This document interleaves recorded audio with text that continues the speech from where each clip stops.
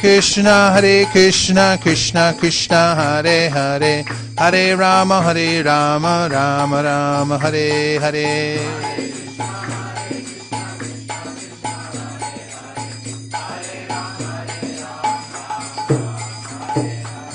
Tomare loite ami, hoinu avatara.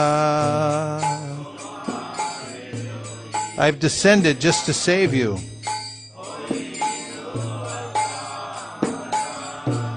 Ami bina bandhu aro, keache tomara. Except for me, who is your friend?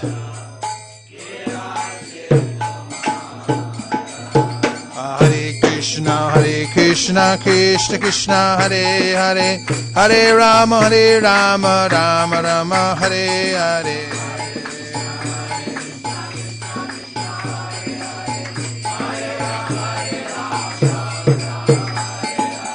Hare Krishna, Krishna Krishna, Hare Hare, Hare Rama, Rama Rama, Hare Hare.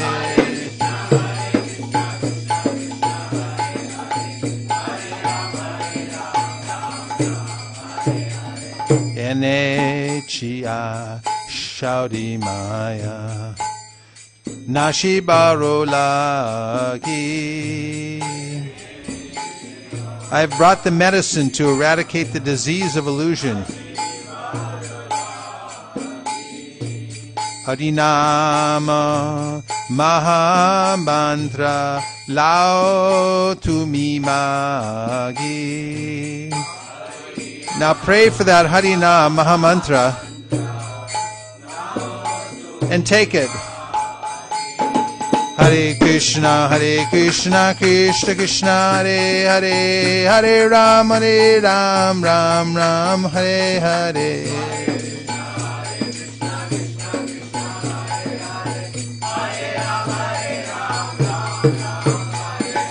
Hare Krishna, Krishna Krishna, Hare Hare, Hare Ram, Ram, Hare Hare.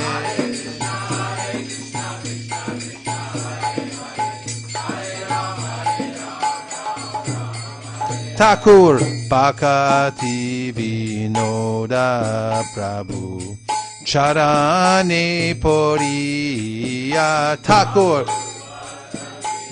Bhakti Vinod fell at the lotus feet of Lord Gauranga. She Harinama Mantra Loelo Magiya. And after begging for the holy name, he received that Mahamantra. Hare Krishna, Krishna Krishna, Hare Hare, Hare Rama, Rama Rama, Hare Hare.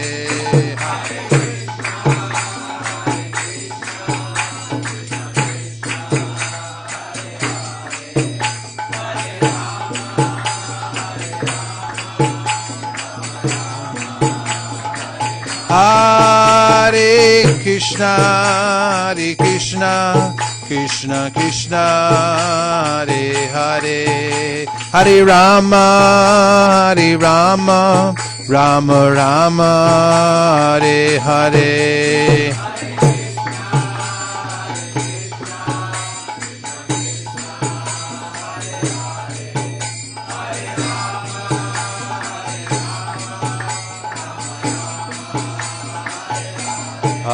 Hare Krishna, Krishna Krishna, Hare Hare, Hare Rama, Rama Rama, Hare Hare, Hare Krishna, Krishna Krishna, Hare Hare, Hare Rama,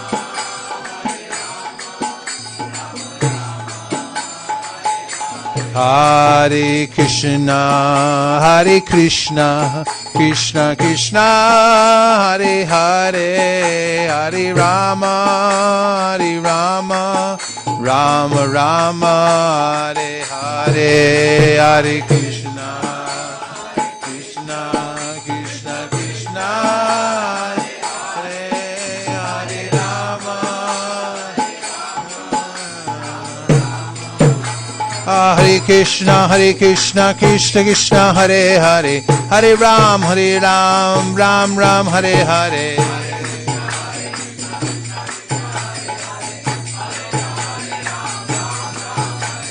Hare Krishna, Krishna Krishna, Hare Hare, Hare Ram, Ram Ram, Hare Hare.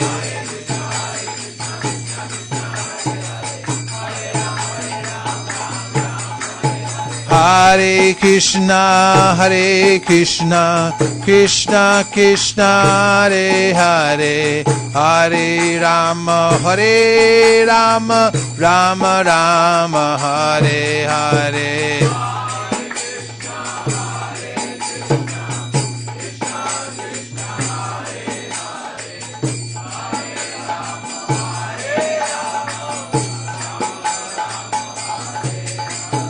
Hare Krishna, Krishna Krishna, Hare Hare, Hare Rama, Rama Rama, Hare Hare.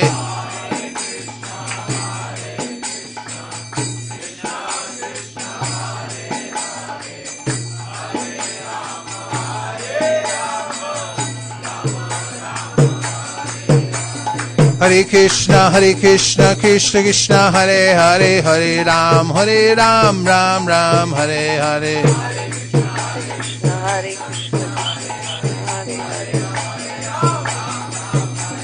Hare Krishna, Krishna Krishna, Hare Hare, Hare Ram, Ram Ram, Hare Hare.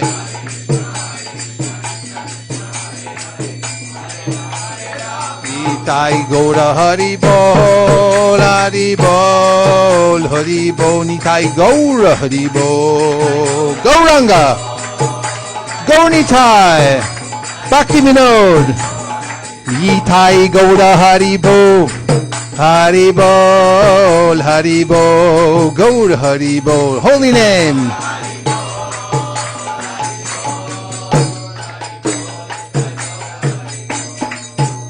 Nitai Gaura Premanande, Srila Bhaktivinoda Thakur ki jai, Srila Prabhupada ki jai, Shri Gauranga Mahaprabhu ki jai, Shri Harinam Sankirtan ki jai. So Prabhuji, here's the words for that ecstatic kirtan. Yes. Which is from the one that we read, Krishna Naam Sudha Kariyo Phan. It was very nectarian. Okay. And Judav Bhakti Vinoda Pran. So you all did that. Thank you, Prabhuji. Thank you. It's the goal of life to develop a taste for chanting the holy names of the Lord. If we can experience attraction for the holy name, then naturally all good qualities will come, and we'll also feel detachment from all other things that aren't related to Krishna. And before we start the verse for this morning from the Srimad Bhagavatam, which Akurnath will appraise us of, because I didn't do a verse last week. I simply talked. We're going to look at the Namashtakam in your blue book. And the Namashtakam is written by Rupa Goswami. You will find it under the blue tab. 23 today. Verse 23. Thank you very much. I'll say the Sanskrit, please repeat. Nikila Shuti Mauli Ratnamala Duti Nirajita Pada Pankajanta Ay Mukta Kuler Upasyamanam Paritastam harinama samshrayami. The translation: O Harinam, the tips of the toes of your lotus feet are constantly being worshipped by the glowing radiance emanating from the string of gems known as the Upanishads, the crown jewels of all the Vedas. You are eternally adored by liberated souls like Narada and Shukadev. O Harinam, I take complete shelter of you. Text 2. Jayanam Adheya Muni Vrindakeya He Janaranjanaya Paramakshaраkrate Tomadara Pimana Gudiritam Nikalogratapa Patalimba Lumpasi. O Harinam, all glories to you, sung by all the sages. You are the supreme combination of syllables, and you bring transcendental bliss to everyone. If a person utters you but once, even disrespectfully, still you relieve his many extreme sufferings. Text 3. Yada bhaso pyudyan kavalita bhava dvanta vibhavo Drisham tatvandhanam api dishati bhakti pranayinim Janastasyo datam jagati bhagavan nama tarine Kriti te nirvaktum ka iha mahimanam prabhavati. O Son of the Holy Name, even a dim glimmer of your splendor swallows the powerful darkness of materialistic life and gives those who are blind to the truth the vision to follow the path of pure devotional service. Who in this world, even if learned and pious, can fully describe your transcendental glory? Yad Brahma Sakshat Kriti Nishchayapi Vinasham Ayati Vinana Bhogahi Apaiti Nama Spuranina Tate Prarabdha Karmeti Virauti Vedaha.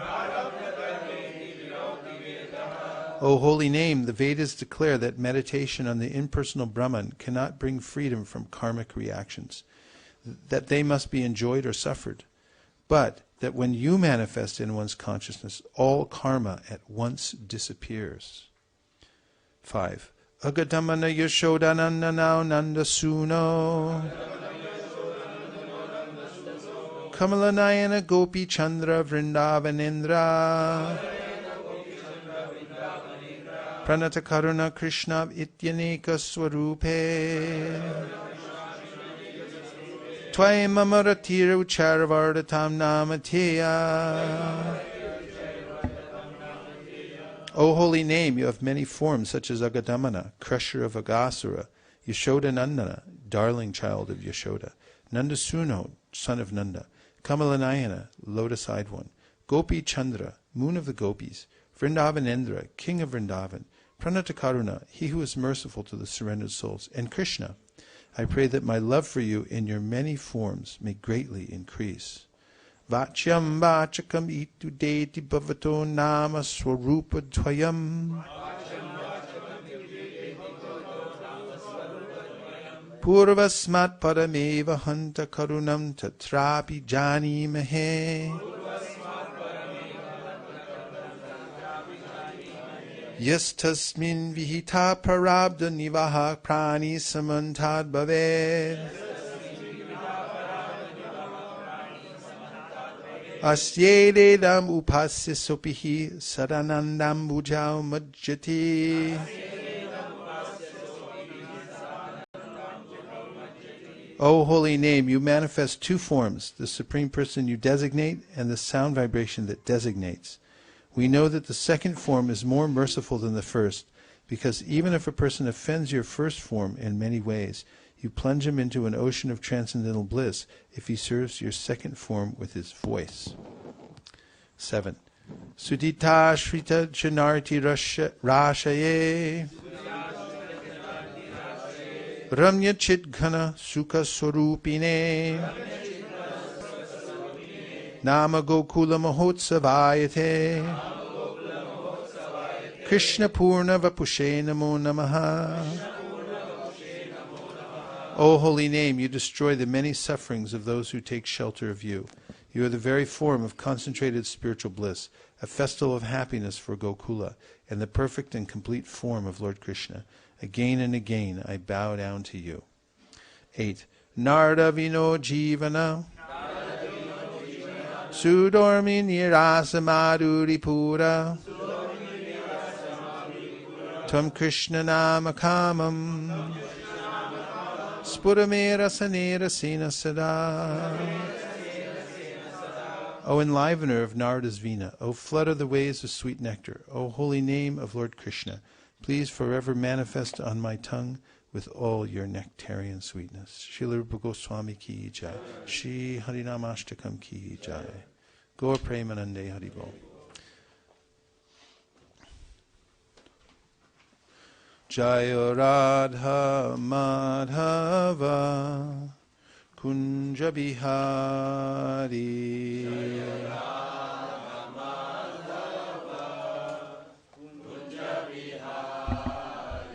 Jaya Radha Madhava Kunja Bihari.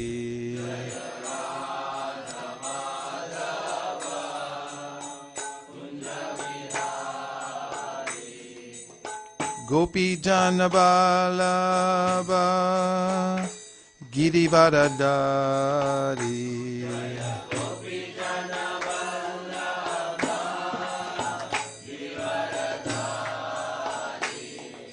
Gopi Janabalaba Girivaradari.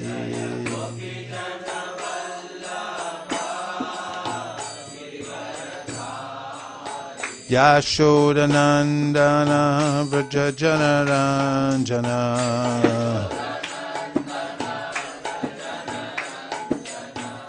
Yashodanandana Vrajajanaranjana.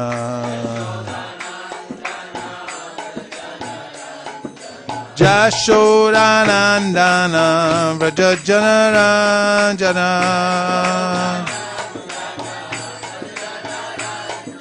Yashodanandana Vrajajanaranjana.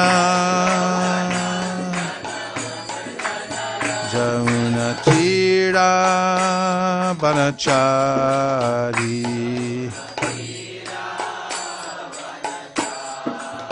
Jamunatira Vanachari.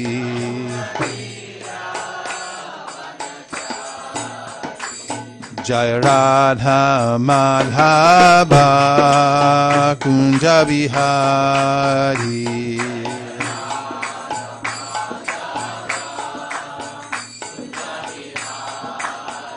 Jaya Radha Madhava Kunja Bihari.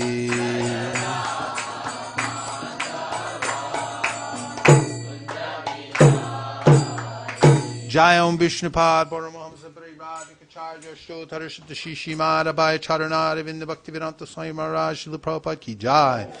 Jayam Vishnupad Paramahamsa Parivadikacharya Shtotarashita Shishimada Srila Bhakti Siddhanta Saraswati Goswami Maharaj ki jai.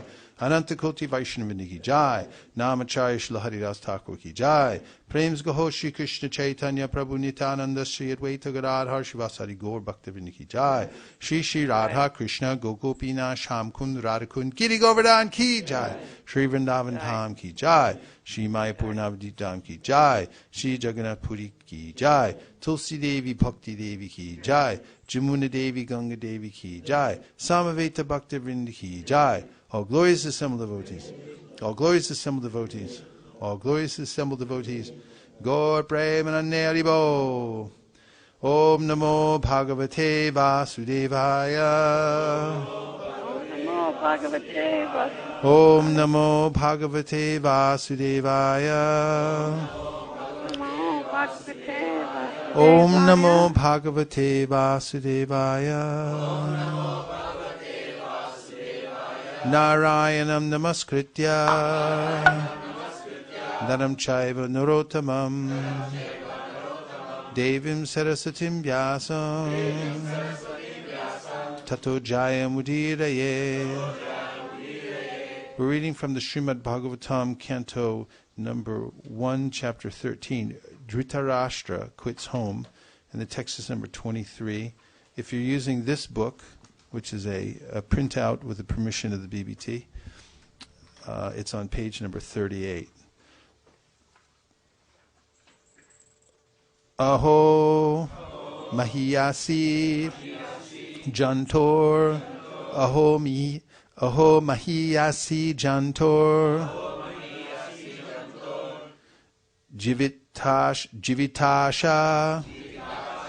Yata Bhavan Jivitasha Yata Bhavan Bhima Pavarjitam Pindam Bhima Pavarjitam Pindam Adate Grihapalavat Adate Grihapalavat Aho Mahiyasi Jantor Jivitasha Yata Bhavan Bhima Pavarjitam Pindam Adate Grihapalavat Aho Mahiyasi Jantor Jivitasha Yata Bhavan Bhima Pavarjitam Pindam Adate Grihapalavat Aho Mahiyasi Jantor Jivitasha Yatha Bhavan Bhima Pavarjitam Pindam Adate Grihapalavat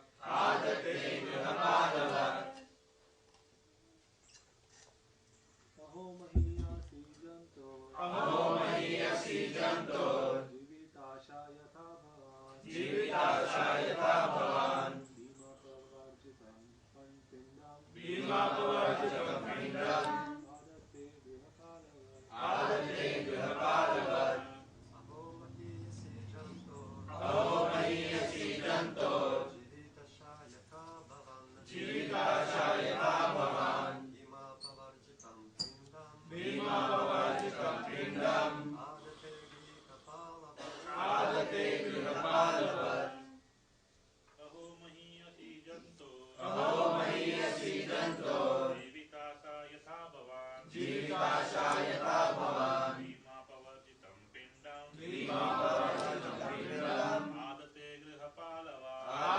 Grihapalavat Aho Mahiyasi Jantor Jivitasha Yatha Bhavan Bhima Pavarjitam Pindam Adate Grihapalavat Aho Mahiyasi Jantor Jivitasha Yata Bhavan Bhima Pavarjitam Pindam Adate Grihapalavat Aho Mahiyasi Jantor Jivitasha Yata Bhavan Bhima Pavarjitam Pindam Adate Grihapalavat Aho Mahiyasi Jantor Jivitasha Yata Bhavan Bhima Pavarjitam Pindam Adate Grihapalavat Aho Mahiyasi Jantor Jivitasha Yata Bhavan Bhima Pavarjitam Pindam Adate Grihapalavat Aho, alas, Mahiyasi, powerful, Janto, of the living beings, Jivata Asha, hope for life. Yata, as much as. Bhavan, you are. Bhima, of Bhimasena, a brother of Yudhishthira's. Apavarjitam, remnants. Pindam, foodstuff. Adate, eaten by. Grihapalavat, like a household dog. Translation. Alas, how powerful are the hopes of a living being to continue his life. Verily, you are thriving just like a household dog. Verily, you are living just like a household dog and are eating remnants of food given by Bhima. Please repeat. Alas, how powerful are the hopes of a living being to continue his life. Verily, you are living just like a household dog and are eating remnants of food given by Bhima. Purport. A sadhu should never flatter kings or rich men to live comfortably at their cost. A sadhu is to speak to the householders about the naked truth of life so that they may come to their senses about the precarious life and material existence. Dhritarashtra is a typical example of an attached old man in household life. He had become a pauper in the true sense, yet he wanted to live comfortably in the house of the Pandavas, of whom Bhima especially is mentioned, because personally he killed two prominent sons of Dhritarashtra, namely Duryodhana and Dushasana. These two sons were very much dear to him for their notorious and nefarious activities, and Bhima is particularly pointed out because he killed these two pet sons. Why was Dhritarashtra living there at the house of the Pandavas? Because he wanted to continue his life comfortably, even at the risk of all humiliation. Vidura, therefore, was astonished how powerful is the urge to continue life. This sense of continuing one's life indicates that a living being is eternally a living entity and does not want to change his bodily habitation. The foolish man does not know that a particular term of bodily existence is awarded to him to undergo a term of imprisonment, and the human body is awarded after many, many births and deaths, as a chance for self-realization to go back home, back to Godhead. But persons like Dhritarashtra try to make plans to live there in a comfortable position with profit and interest, for they do not see things as they are. Dhritarashtra is blind and continues to hope to live comfortably in the midst of all kinds of reverses of life. A sadhu like Vidura is meant to awaken such blind persons and thus help them go back to Godhead, where life is eternal.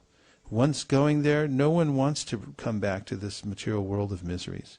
We can just imagine how responsible a task is entrusted to a sadhu like Mahatma Vidura. Om Jnanatimidandasya Jnananjana Shalakaya Chakshurun Militam Nena Tasmai Shri Gurave Namaha Shri Chaitanya Manopishtam Stapitam Yena Bhutale Swayam Rupa Katahmayam Dadati Swapadantikam Vandeham Sri Guru Sri Yuta Padakamalam Sri Gurun Vaishnavam Scha Sri Rupam Sagrajatam Sahagana Raghunatham Bitam Tam Sajivam Sadvaitam Sadvadutam Parijana Sahitam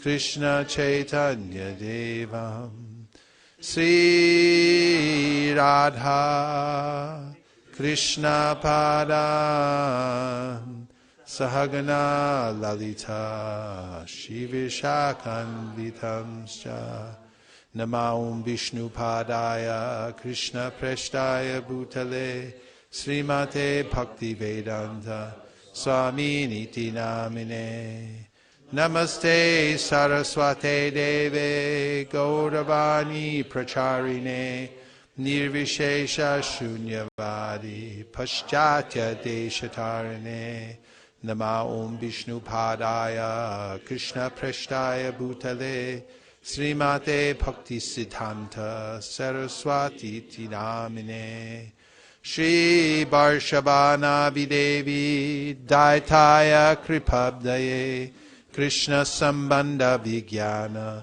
Daine Pravave Namaha Madhuryo Jvala Premadya Shri Rupa Nuga Bhaktida Shri Gaura Karuna Shakti Vigrahaya Namostute Namaste Gauravani Shri Murtaye Dinatarine Rupanuga Virudhapa Siddhanta Dvantaharine Namo Gaurakishoraya Sakshad Vairagya Murtaye Vipralambara Sambodhe Padambu Jayate Namaha Namo Bhakti Vinodaya Sakchidananda Namine Gaura Shakti Swarupaya Rupanuga Varayate Gaura Virbhava Bhomestvam Nirdesa Sajjana Priya Vaishnava Sarvabhauma Shri Jagannathaya Te Namaha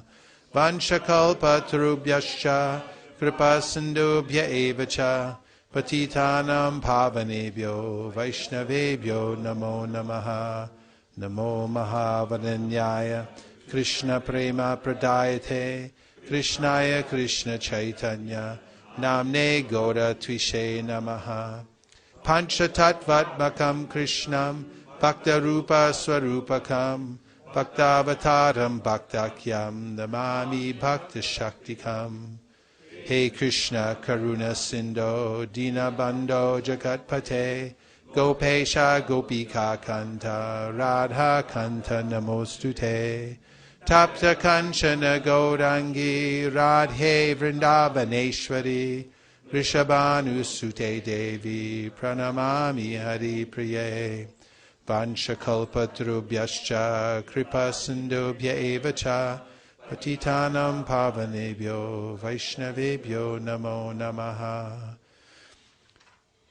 Jaya Shri Krishna Chaitanya Prabhu Nityananda Sri Advaita Gadadhara Shivasari Gaur Bhaktabinda Hare Krishna Krishna Krishna Hare Hare Hare Rama Rama Rama Hare Hare Ahom Mahiyasi Jantur Jivitasha Yata Bhavan Bhima Bhavarchitam Pindam Adate Grihapalavat.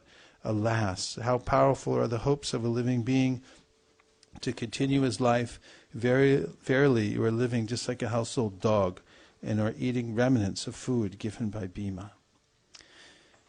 And at the outset of the purport, the context of this is that Dhritarashtra, the great king and father of 100 sons, had been blind from birth, and the Pandavas were to take over the throne. They were the sons of Pandu, but Dhritarashtra was attached, and he pushed his own sons forward in an illegitimate way, and Duryodhana, Dushashan, they all conspired to push out the Pandavas. And finally, the Battle of Kurukshetra took place, in which the Pandavas, after much negotiation, even Krishna went to talk to the Kauravas to make peace, but they were unwilling, especially Duryodhana, who was a dirty fighter and who had no intention of giving anything to the Pandavas, even when they asked for just some villages to rule, because a Kshatriya has to be able to perform his duty. And he said, I won't give them even enough land that will fit on the head of a pin. So the war took place, the Kurukshetra battle. And in the battle, because Krishna was on the side of the Pandavas, everyone on the opposite side was slaughtered. And the Pandavas retook the throne, which was Krishna's will. And in that fight, Bhima had killed two of the sons of Dhritarashtra, Duryodhana and Dushashan. And now, after the war, and after he had intrigued to try to kill the Pandavas, he had gone along with the plans to burn them in the house of Shalak. He had allowed the conspiracy by Duryodhana to go on. And all the way through, he was interested in seeing his sons win. Even at the beginning of the Bhagavad Gita, we hear that he's asking, how are my sons and the sons of Pandu performing on the battlefield of Kurukshetra? What's going to happen? He was self-interested. And now, having been defeated, his sons having been killed by the enemy, he's living in the house of the so-called enemy and accepting charity from them. And now, the well-wisher of Dhritarashtra, Vidura, the great saint, has come back to bring him out of this miserable condition of life. And this is the occupation of a sadhu. A sadhu is looking to save the conditioned souls who are wallowing in ignorance in the material world. And this qualification of the sadhu is that he must be without any personal interest, because this spoils the potency of a sadhu.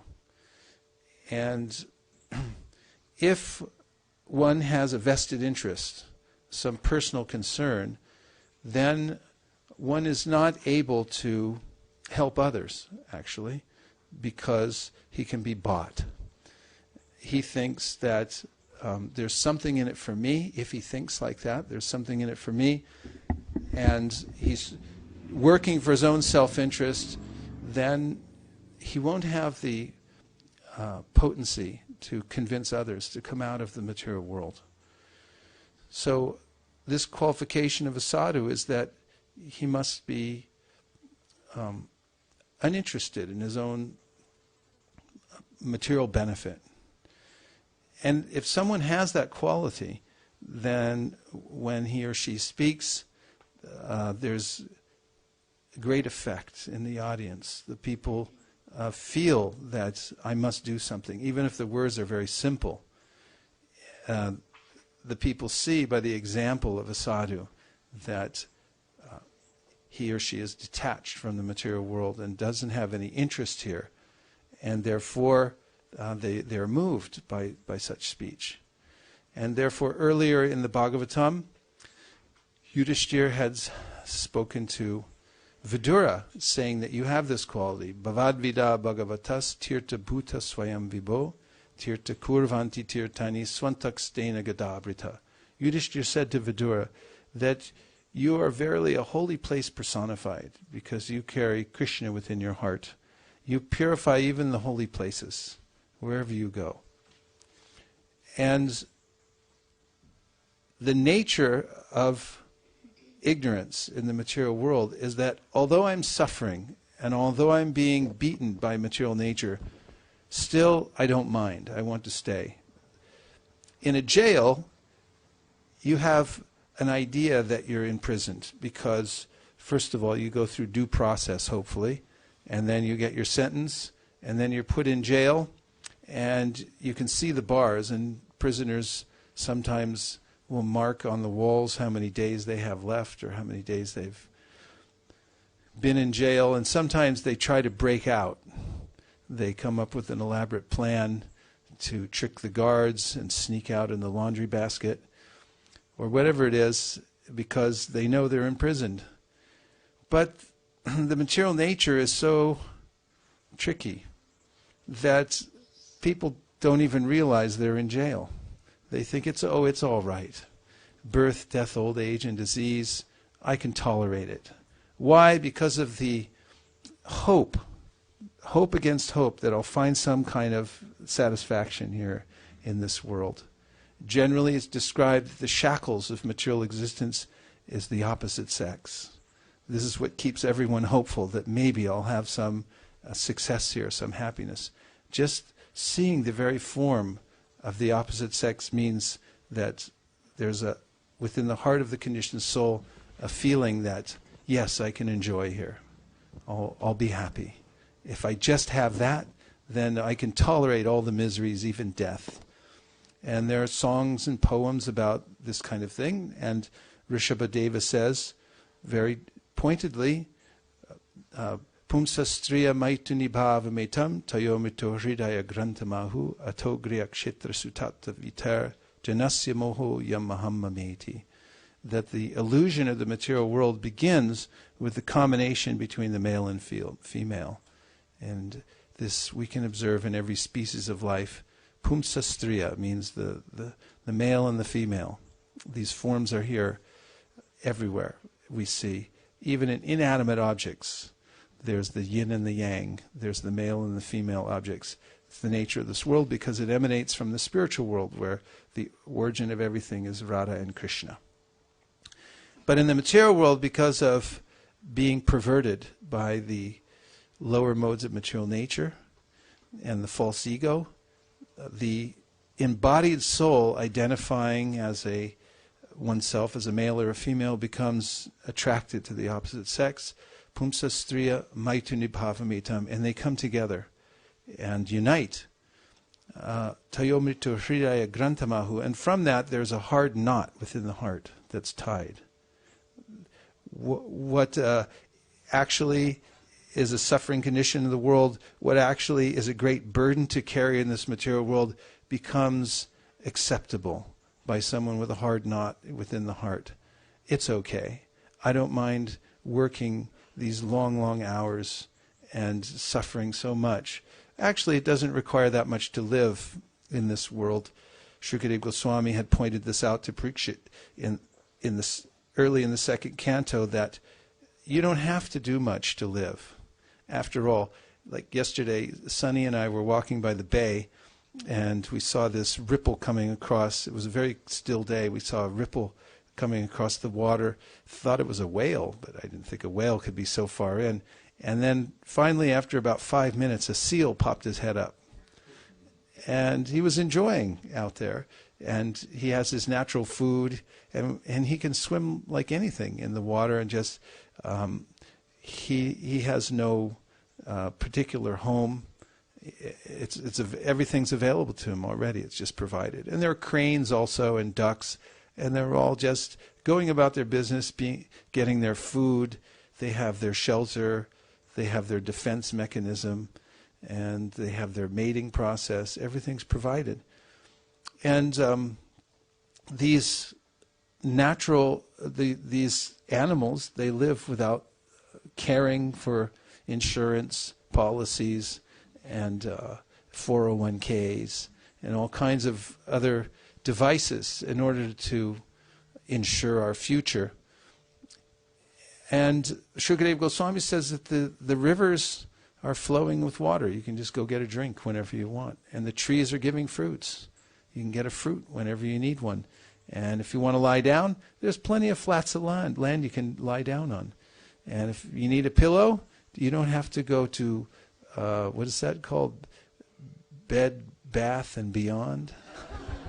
Everything you could possibly imagine for making your household comfortable and having, frilly bedsteads and all kinds of things. You just lie down on the ground. And you can use your hands, to fall asleep. It's not a big issue, the economic issue, but it becomes a big issue when I become caught up in the idea that I need to maintain some family and a whole existence. And then I become attached. Hridaya Grantamahu, there's a strong knot in the heart that this is my mate, this is my family members. Even Hiranyakashipu, when he was appeasing his family members after the death of Hiranyaka, said these family members are just like travelers. They come together for some time in a place for drinking water, and they talk, and then they get up and they go off and they go to some other destination. Just recently, our neighbors moved. We had known them for 20 years. They were good neighbors. They tolerated a lot of kirtans and brahmacharis trampling their garden, all kinds of things. And then they finally moved away just a few days ago, and we saw them off, gave them some prasadam and such. And I was just thinking, yes, this is just what the Bhagavatam says. People come together under some circumstance. You sit next to somebody in an airplane, or your house is next to them as a neighbor, or you're born in the same family. The Bhagavatam is saying there's not any real difference. You're born in the same family, and you think, oh, this is my family, this is my nation. I'm blood is thicker than, what is it? Than water, meaning that we stick together with our clan, with our family. And Krishna himself told all the residents at Kurukshetra that this is the quintessential illusion of the living entity in the material world. Yasyatma buddhi kunapetridatuke swadi kalatradishu bhauma ijadi yat tirta buddhi salinena karichij Gyaneshu Abhigeshu Saeva Gokara. He said this is the mentality of a lower animal being attached to the body. He says Syatma Buddhe Kunipetridatuke. He said the body is just a bag, and it's made up of material elements. And everyone realizes that, or almost everyone realizes that, at least for a few seconds, when someone they love dies. And they look and they think, oh, yes, it was just a covering. And in India, where they take the body on a palanquin and they march around town and they sing Ram Nam Satyahe, everyone's crying and realizing, oh, all this stuff was true after all. He really wasn't his body. He left it behind. But in illusion, I think that this is my body. Yasyatma buddhi kunapetridatuke. I identify this body with three elements of mucus, bile, and air. This is myself. And then yasyatma buddhi kunapetridatuke swadhi kalatradishu bhauma ijadi. And I consider my land, wherever I was born, to be worshipable. I worship that place where I was born. Like Ross Perot, the politician. He became a billionaire selling something. And then he went back to his hometown where he lived in a little brick house, and that brick house had been painted on the outside. So he wanted to restore it to its original condition. They said there's no way to take that paint off. So he paid to have every brick turned around, taken down and turned around in the opposite direction, so the outside would resemble the way it looked like it used to look. And because after all, that was his home place. It was worshipable, that little brick place. And every living entity thinks that this is my special little place, this is my home. And we notice too that everyone becomes attached to that, even if it's a very low existence. Oftentimes when I'm gardening, I notice all kinds of living entities. They live under rocks and in little corners of trees. And when I'm planting something or digging something and I disturb them, then they all come out and say, leave us alone. We're happy here under this little rock. We have our little bug life under the rock. And there's no difference, actually. That someone says, I'm my little Burlingame town. This is the sweetest town in the world. That little rock I live under. And I don't want to be disturbed. But after all, as Prabhupada said, your whole city of Los Angeles is just a point. It's a point in the universe. Even the planet is just a point in the universe. And I consider it to be worshipable, very important place. The Boma Ijidi, a Tirtha Buddhe Salilena Karichich. And then an unenlightened person goes to a holy place of pilgrimage just to take a bath, but he's not interested in hearing from a sadhu, because he wants to stay in the bodily conception of life. He has a vow that Prahlad Maharaj called the Griha Vrat, that I vow that I'm going to stay in this materialistic condition, in the Griha. I'll stay in this comfortable bed, bath, and beyond accommodated situation, and I'll just enjoy. But there is no enjoyment, and this is the illusion of material life, but it's all worth it. because I have my family and I have my nation. And therefore, Shukadeva Goswami, the great sadhu, in very strong language, said to Parikshit Maharaj that this is all what we think is near and dear to us. These are all fallible soldiers. Deha patra kala tradeshu atma sainu satsapi. Tesham pramato nidhanam pashanapina pashati. He said the deha, this is where it all begins. I live in this body and therefore I think this is me. And it's the most dear thing because I misidentify with the body. This is the beginning of conditional life. But you're not your body. You really have nothing to do with this body. It's a temporary designation that will be here today and gone tomorrow. But deha apatra kalatradishu, I come together, I have a wife, then I have a family, and all of these, the wife, the family, the house, the bank balance, it all becomes my fallible soldier. I'm thinking these things will protect me. In the back of my mind, I think I'm okay. I'll be okay. I don't have to take shelter of God. I don't have to surrender because these fallible soldiers will protect me. But they won't. Deha patrakala atma saini susap. Tesham pramatunidhanam pashanapina pashati. And such a person, although he sees all around him there's mayhem, there's death, everyone's losing their life, everyone's growing old, and they lose their beauty, they lose their vigor, but still he's thinking that I'll be okay. I see it, but I don't see it. This is the illusion of Maya.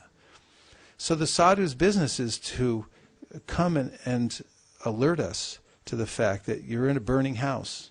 I'm in the burning house, but I think, okay, all right, but it's not that hot yet. I know my house is burning down. I've heard my house is burning down, but it's not that bad, actually. But the sadhu here, speaking very strong language, Vidura is saying, you're living like a dog. You're living like a household dog. Bhima's throwing you scraps. Don't you see what's happening here? He's shaking him out of this misconception that actually this is his place, that he's going to live and become happy. So, we must avail ourselves to this kind of instruction. And even in the Grihastha ashram, it's an ashram. Grihastha ashram is a place to cultivate this as well. It's not that the Grihastha ashram, although there's some license for sense gratification, one must regulate the senses in household life. One must especially be vigilant to hear and chant about the Lord, to hear from sadhus, to invite sadhus to one's home, to open oneself to hearing about how miserable is material life and about material attachments. And even as one's living in household life, there's two words. One is grihastha and the other is grihamedhi. The grihamedhi means the household life just for the enjoyment of the senses. And grihastha life means living in a house with a family, but for the purpose of spiritual elevation. And this is a glorious ashram. Anyone who lives in that ashram, who cultivates Krishna consciousness through hearing, through inviting sadhus into one's home, through regulating the senses, will achieve profound realization, even in the midst of that, what is called in the Bhagavatam, the deep dark well. If one's walking in a field and there's a blind well and one doesn't know about it, actually accidentally steps in, and then no one can save him. He's at the bottom of the well in the middle of a field and he calls out, no one can save him. But even in the midst of that, Krishna consciousness is so powerful. Lord Chaitanya Mahaprabhu, many of his disciples, in fact the majority of them were Grihastha devotees. And they all had as their life and soul Sri Chaitanya Mahaprabhu and devotional service. And Prabhupada said several times, many times, that the business in the temple is for Krishna. And the temple is made of brick and stones. Your house is made of brick and stones and wood. And if the business in your home is for Krishna, then there's no difference between the temple and your house. And all you have to do is add this, and that is to hear from sadhus. Hear from those who are actually detached from the conception of material life and who are on their way back to Godhead. Om Tad Vishnu Paramam Param Sada Pashanti Surayoho. Their vision is, and their goal is, towards going back home, back to Godhead. They have no more vested interest in this material world. You have to find someone like that to associate with. And if you do, and you hear from such a person, associate with such a person, you'll develop a feeling of detachment from the material world and attachment to Krishna consciousness. Is there a phone going off somewhere? I heard something buzzing. On the other hand, the Shastras and all the sadhus say, if I associate with materialistic people who are interested in staying in this material world, they have some optimistic hope that I can become happy here. In fact, this word is used in the verse, which is Jivita Asha, hope for life. I have some hope that I can actually make it here.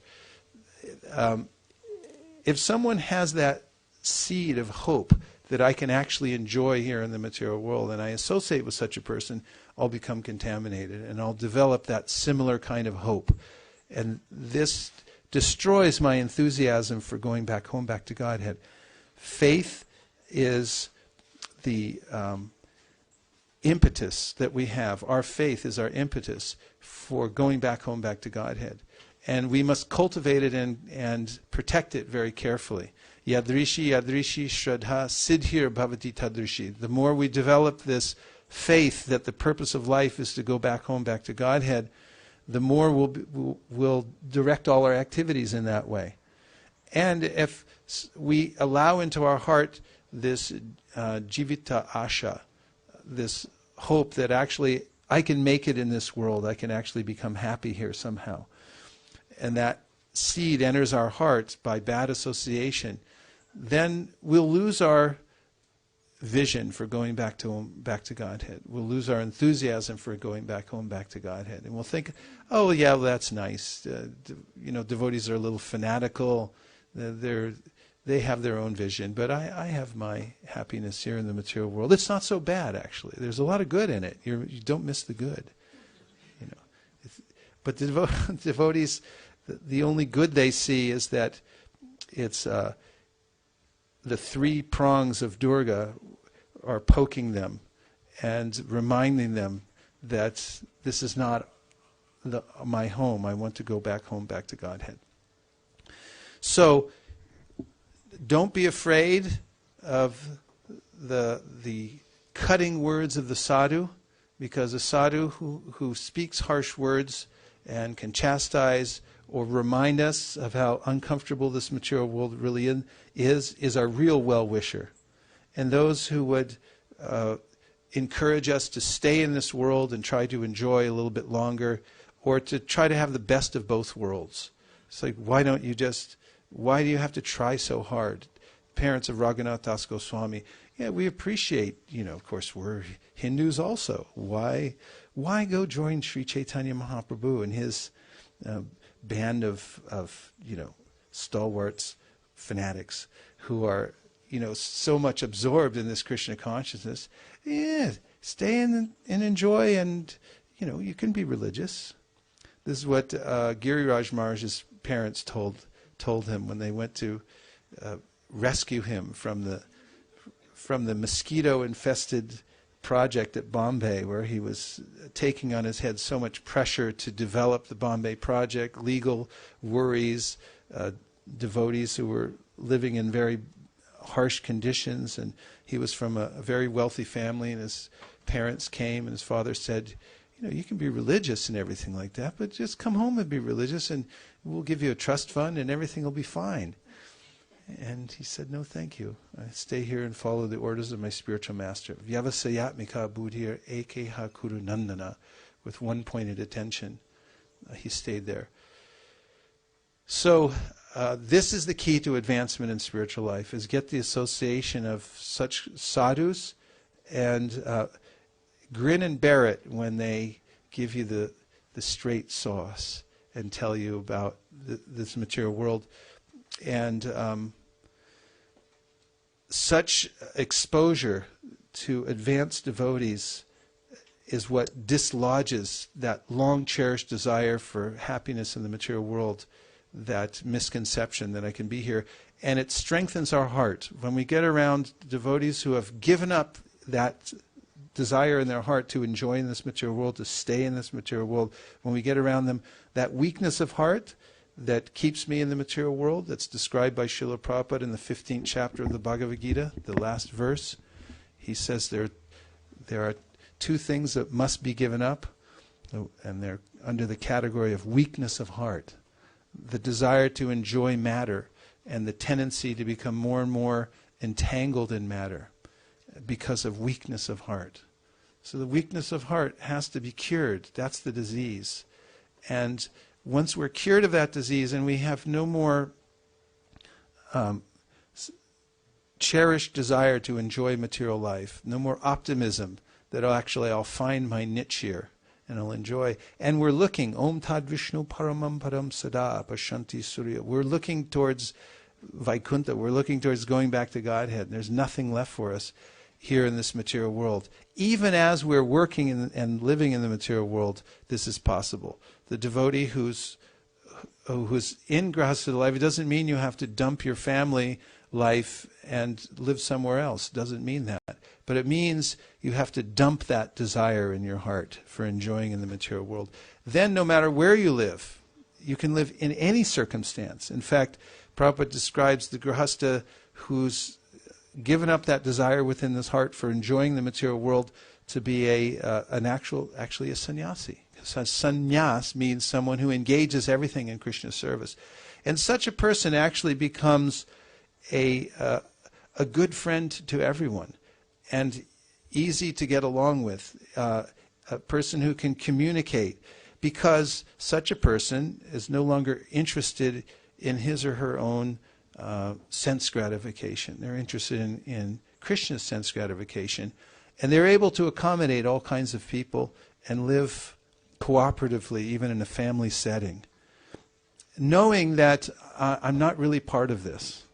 Although I'm here, my heart's gone to Vrindavan. In fact, Chaitanya Mahaprabhu said that we must live in Vrindavan. And if you can't physically live in Vrindavan, you must live there in your heart.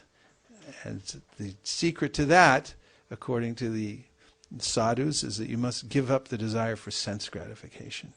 And then you can live peacefully anywhere and without being harassed, and cultivate within your heart of hearts the pure devotional service of the Lord. And if you're praying for that, as Prahlad Maharaj said, any benediction you give me, my Lord, is that I have advanced association.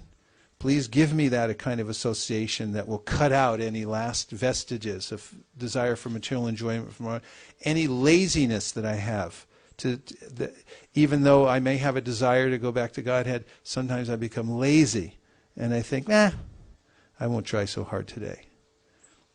This is your enemy. Whose enemy speaking to you somewhere in your heart? Just let up. Today you can let up. It's not so important, your sadhana. You tried hard last week. Why try hard this week? To dry up all those kinds of anartas, laziness, the desire to enjoy the material world, this comes from association with advanced devotees, with sadhus. And so this is the root cause of advancement, exposing ourselves to such advanced association and taking it as it comes. Then you can live in any situation. Narayana paraksarve nakutaschana bibyati swarga pavarga narakeshu apitulyana darshana. If you're in heaven or hell, if you're in a house or you're in the forest, it doesn't matter. The desire to enjoy the material world is no longer there. Your main business is to engage everything in Krishna's service. You can live cooperatively anywhere and go about your business of going back home, back to Godhead. Om Tat Sat. Hare Krishna. Questions, comments?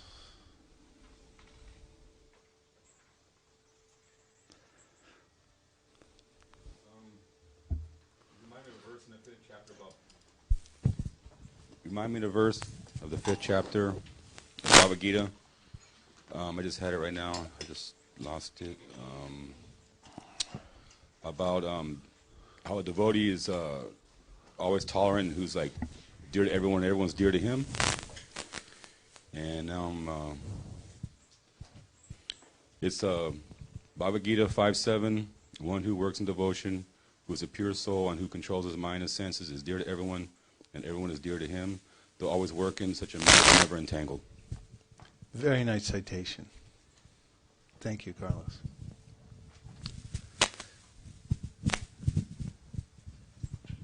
Read it again. Did everyone hear it? Let's hear it one more time. You heard it, but you didn't hear it, right? Okay, try it again. It's Bhagavad Gita, chapter 5, verse 7. One who works in devotion, who is a pure soul and who controls his mind and senses, is dear to everyone, and everyone is dear to him. They'll always work in such a man as never entangled.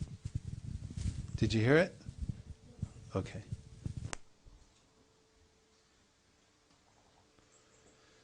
Dhira dhira jana priyo priyakaro nirmatsaro pujito.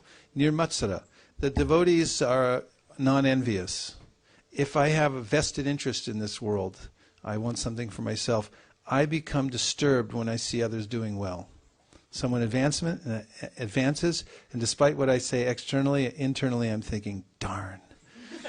And when someone falls down, or when someone has struggles, externally I may look disappointed, but internally I'm thinking, oh good, finally. They messed up. And that makes me feel much better. This is matsara. This is a kind of envy of others. And being free from that, this Jiva Goswami says, this envy definition is the inability to tolerate the eminence of another. Kurnath Prabhu, were you going to say?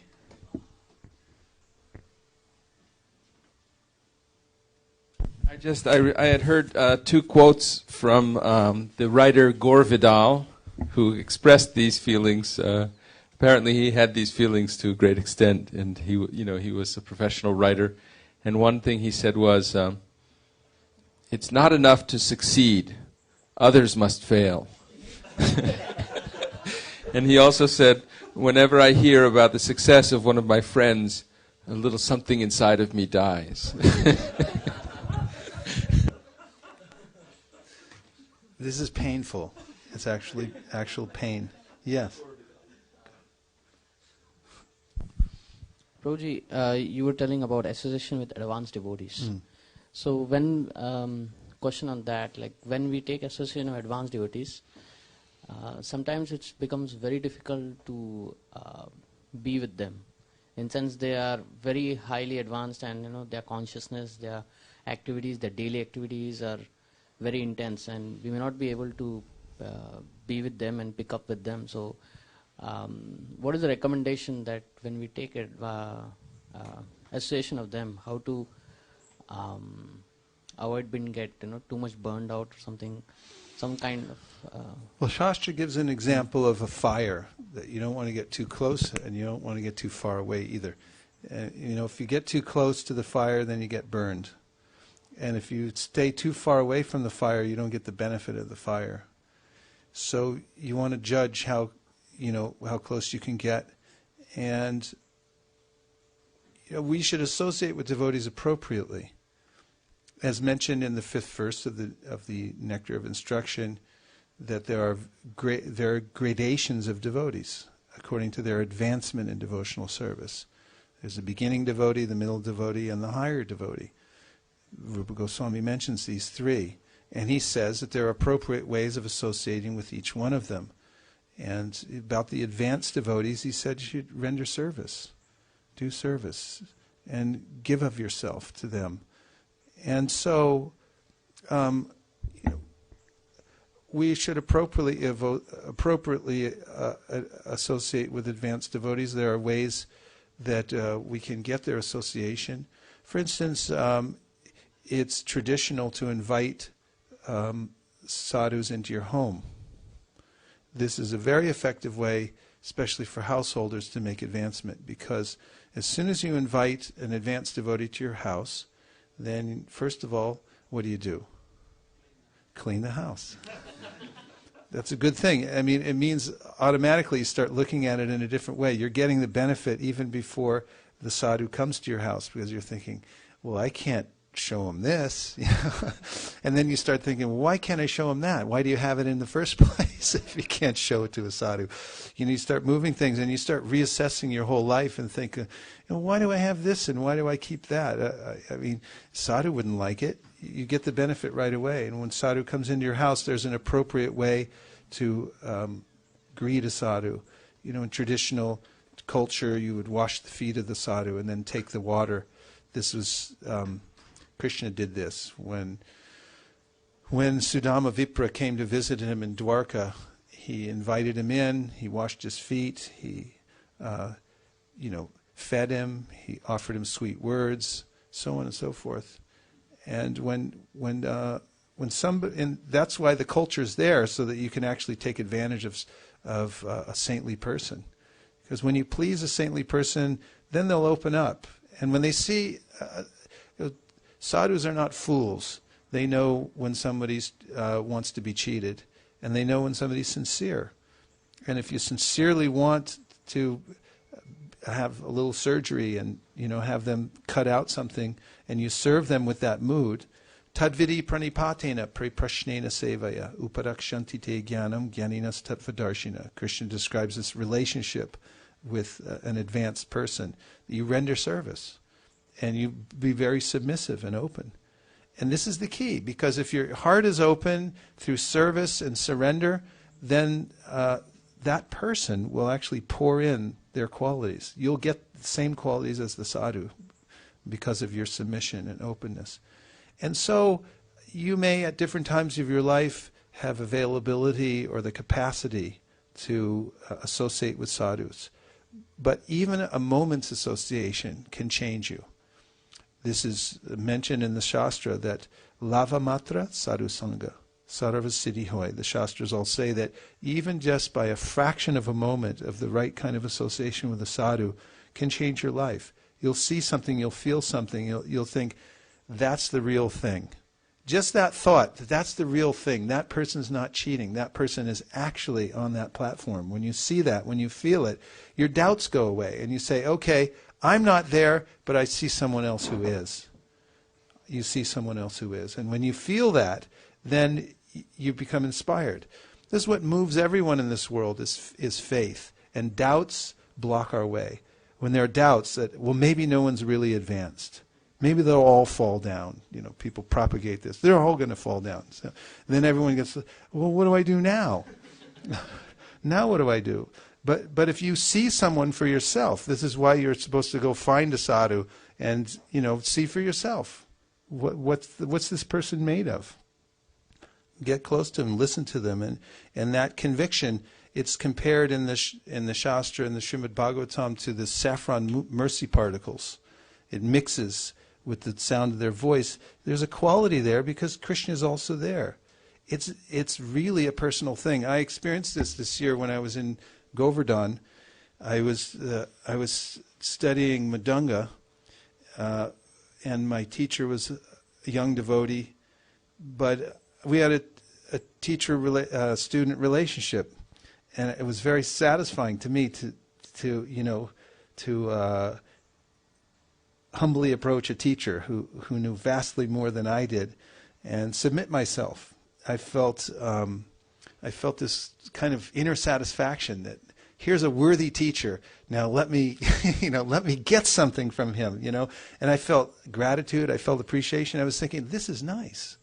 It's nice. And every day we'd sit down after lunch. He'd be 2 feet away from me, and I was just open to everything. He had studied Madanga under the greatest Madanga teachers. He had been with the 24-hour kirtan for several years. He knew Aindra Prabhu very well, different things, and he had taken the science of playing Madanga very seriously. So what I felt when I was sitting with this personality, and I had an open heart, that he was just pouring in all of his experience and all of his association. I could feel whatever association he had with the great Madanga teachers of Mayapur, in his association with Indra, who was a great musician. It was all coming into me. And it was all, I felt one day, in fact I said it was like when you take your computer and you put in the USB plug, nowadays you can do it wirelessly, and just make a download, and the, you know, the information downloads. And how did it get on there? It just went from here to there. And so when you get around a sadhu, in whatever capacity you can, especially through submissive service and inquiry, he or she will download that information to you. And not just the information. There's a mood. There's a kind of seed. This is the bhakti lata beej that you can get from a Vaishnav. That you actually get that seed of enthusiasm for going back to Godhead, and that person's received from someone else. It's a very personal thing, actually. And so whatever way you can, whatever capacity you have for getting close to a sadhu, you can't do it artificially. But any way you can do, even if you're in the back, even if you're not up close, you can still get this benefit through rendering service. We know the story from the Chaitanya Bhagavat of the maidservant in the house of Srivas Pandit, who was in the background, never prominent, just a very low servant, very humble servant. And she was doing her services every day for the devotees in Srivas Pandit's house so diligently, with such devotion, that Lord Chaitanya Mahaprabhu picked her out of the crowd. He said, who's doing this kind of service? Who is that person? And sadhus tend to do that. They can sense sincerity. So even if you're at the back, I remember in San Francisco, Jayananda Prabhu was always working on something, usually Rath Yatra carts or cars or something. He's a famous devotee. He was our bhakta leader. And we got to observe him very closely. And I remember when Prabhupada came to San Francisco in 1974, and all the big devotees, GBCs and everyone were crowding in. There was a lot of elbow swinging in those, like who's going to be closer physically, you know, because, you know, you try to get as close as you can. And Prabhupada sat down in his room, and that was the apartment of Keshava Bharti. He was a grahastha at the time, and he used to clear out of there, and Prabhupada would stay in his house. And we went in there for darshan, and we were sat down, and everyone's there waiting to see what Prabhupada's going to say, and Prabhupada said, where's Jayananda? He's thinking of Jayananda who's doing service somewhere else. And he knew his heart, and he knew the kind of, you know, service that he was doing. And this is an example you can associate with sadhus, even if you're unseen, unheard, if you're in that mood of appreciating them. Whatever you appreciate, appreciates. This is another way that even if you're not close physically, if you just appreciate advanced devotees, you appreciate any advanced devotee, somebody who's more advanced than you, and you appreciate that rather than being envious, because envy blocks the flow of mercy into your heart, blocks the flow of the qualities of the other person that are coming into your heart. And the opposite is true. If you're submissive, if you're humble, if you're open, if you appreciate that here's a person who's better than me. Who can say that in the material world with full sincerity? I appreciate you're better than me. And, you know, the matsara, the envy thinks, no, you're not. Nobody's better than me. I'm the greatest. But if one becomes a humble, submissive person, then they're likely to get this special mercy from sadhus, which can come at any time into their heart, even from a distance practically, by appreciating them. So you do the best you can, and then Krishna makes arrangements. It's not an ordinary thing that we get the association of advanced devotees. We should pray for it, because that can eradicate our material existence. We should pray, please give me the most advanced association, and let me, you know, take full advantage of it when it comes, when that kind of association comes. Let me not make a show. Let me not be envious, but let me please be a humble servant and take whatever medicine the sadhu gives to eradicate my ignorance. Guru Kripa, who spent a lot of time around Prabhupada, told me many times, he said people think, oh, it was such a wonderful thing to be close to Prabhupada. And he said, no, it wasn't very hard. It's very difficult. He told me a story that once in the Honolulu temple, he was the GBC at the time, and he said, I was sleeping only 4 hours a night. I was working hard all day. I was doing everything I could, very strong sadhana.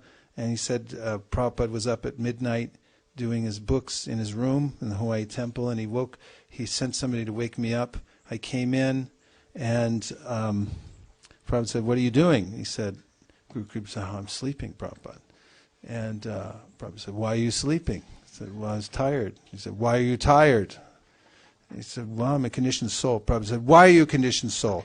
And it wasn't just joking. Prabhupada was really cornering him. He was really squeezing him hard. And that wasn't just joking words and for fun, out of frivolity or something like that. And Guru Kripa said he started crying. He felt the pressure so much that Prabhupada was saying, why are you a conditioned soul? Why are you staying here? Why? And meanwhile, but I'm trying so hard. But Prabhupada squeezed him like that. And he started crying, and then Prabhupada comforted him and said, that's all right, go back to bed. But this kind of pressure, it's kind of cooks us a little bit. The question I have is that looks very inappropriate from the Prabhupada's side, just chastising his own disciple who's sleeping just less than 4 hours a day and just working all the day and night in the service, but still he's so that looks very it's very hard. Maybe he is under pressure and he's just putting that pressure on his disciple. What it is a person who is free and who is advanced in devotional service can understand the hearts of others and what medicine they need. So he applies pressure in a certain way. Actually, it's considered to be a benediction, to be chastised by your superior. And there are stories in the Chaitanya Charitamrita about this, when Chaitanya Mahaprabhu chastised a devotee for a letter that he wrote to Advaita Acharya. Advaita Acharya then complained to Lord Chaitanya, saying, you gave so much mercy to Kamalakanta Vishwas for writing this inappropriate letter by chastising him, but you didn't chastise me. You must not like me very much. Devotees are hoping for this, actually, to receive such chastisement. Sometimes, if a superior is not at all confident of the faith of a person, that they can't handle it, that they won't take it anyway, the chastisement, that if I chastise them, they'll just go away, then he may not do it. Or he may not give an instruction even, a strong instruction that you should do this, because you think that person won't follow it anyway. And that will be bad for them. Therefore, he holds back. So there's a dynamic there between a teacher and a student that's very profound, actually, personal thing. And in the case of Prabhupada, you can observe how he dealt with different kinds of people, and that it may be inappropriate for you to judge that just on surface value. You should understand that there's a compassion and a method behind everything that he did for the benefit of his disciples. And some he might praise, and other people he might squash them because he knows that's what they need. It's a very individual thing also. Not to be imitated. Not to be imitated. Yes. That is artificially imitated.